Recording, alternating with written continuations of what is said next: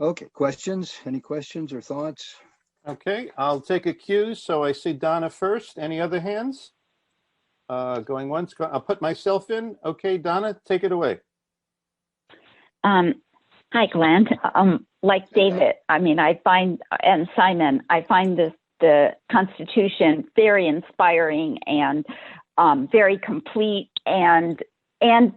but also a bit overwhelming. And I agree with you completely that we're running out of time. We don't have a lot of time, but I think we also have a lot of people who distrust government. And so this list of all the broad functions, I find a bit off-putting. And I'm an advocate for world federation, but maybe it's that I've been hanging out with Soveda Mahani Ewing too much, and I'm starting to win over to her, or enough that she proposes that perhaps we should start a little smaller, like let the government tackle the environment and human rights and maybe nuclear weapons or something, like try to pick three things and let people become more comfortable that, okay, this is going to work. It's not going to become tyranny. We're not going to eliminate the nations. We're not going to take away everybody's guns in the U.S. or whatever other countries are worried about. Anyway, and then expand it. So, I mean, I don't know. Do you have any comments on that? Can you allay my fears or something? I don't know. It just seems like it's a lot to ask people to buy into. In One World Renaissance, my 2016 book, chapter 7 addresses that question, because it's people ask it all the time. This is a very powerful government, right? And just wait till we get to Article 4, right? If you're worried about Article 1, right? And I often respond as a philosopher, Hannah Arendt. As you know, she was a famous political philosopher in the U.S. She writes about political issues, and she says the problem is not power; the problem is violence.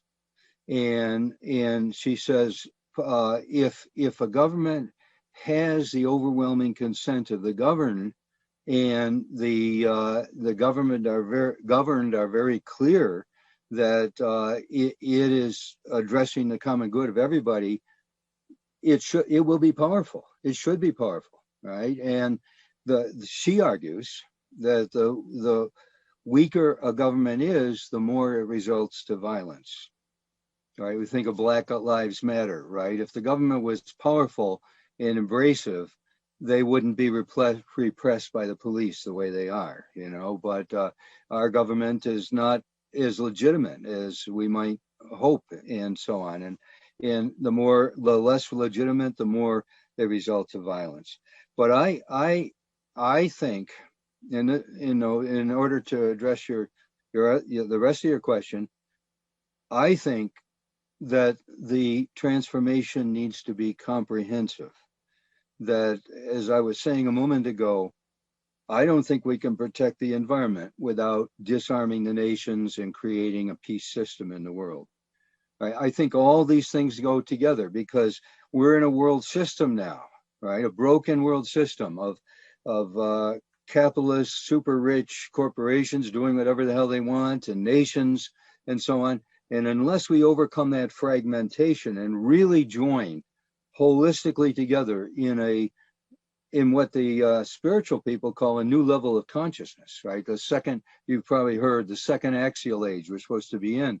So in my view is that we really need to be thinking differently, and that this kind of transformation that's going on in this Constitution, proposed Constitution, this transformation is complete because it sees that we have to be living on a new level. We just can't evolve the old, say, oh, we need incremental changes. We need to be thinking differently, right? Thinking as in terms of our common humanity and so on. So anyway, that's, I won't go into it because Bob is worried about getting through more of the, but but that's my response. You know, I think we do need powerful government. And but if when we look at these articles, we'll see that all kinds of checks and balances are built in, right? I think it's very, very safe. And as I say, I've written about this in chapter 7 of One World Renaissance, and that chapter is now on our website, earthconstitution.world website, because the question is often asked. You know?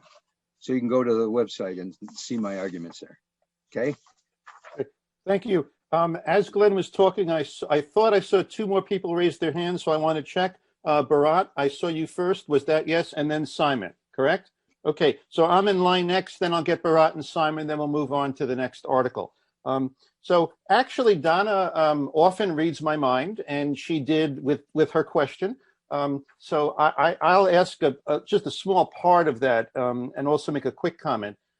So my understanding, when I've looked at different proposals for a world government, what it might look like, they do go on a spectrum from, what they call themselves minimalist, like let's just end war, let's just do this, let's just do that, to what Juncker said what he called it pejoratively in his book, which we read, is the omnipotent world state, something at the other end that is just so encompassing, so whatever. And it does seem from the different proposals I've seen that this is the most omnipotent. I mean, this is the one that is the most comprehensive. Not to say it's a bad thing, but it does seem like the most inclusive. My question then, other than the concerns that some people would have and resistance to it, is I'm just curious, has anyone done a breakdown of the size of the staff of this world government, this blueprint, and what the budget would be? I know later on we'll talk about how it gets funded. I think that's in a later article. Right. But how big is it? How many staff people will this world government have, and how much will it cost? You think I'm kind of like a prophet? I can tell you that. No, I'm wondering, has anybody worked that out? It seems like you'd be able to. Eugenia Allman has done some work in that area. In various sessions of the Provisional World Parliament, we have talked about funding for laws, and the funding is huge, right? And it's huge because we're talking about planet Earth, all of planet Earth. And just as, this is not a government that's going to be located in some country, Great Britain or whatever, right? It's going to have offices everywhere around the planet, just like in the United States. The U.S. government has offices, FBI and tax offices and all kinds of, they have it everywhere, right? Roanoke is, there's offices right near where I am and so on. And so it will be part of the infrastructure of the world, right? And lots of people, just like I live in a town of 15,000 people, and lots of them work for the city government, right? They work for maintenance, they work for the treasury, they work, we pay bills there, they have a parking, there's lots of people that work for government. And I think it'll be the same. I think it'll be kind of an accepted, and we citizens of Radford are not hostile to them.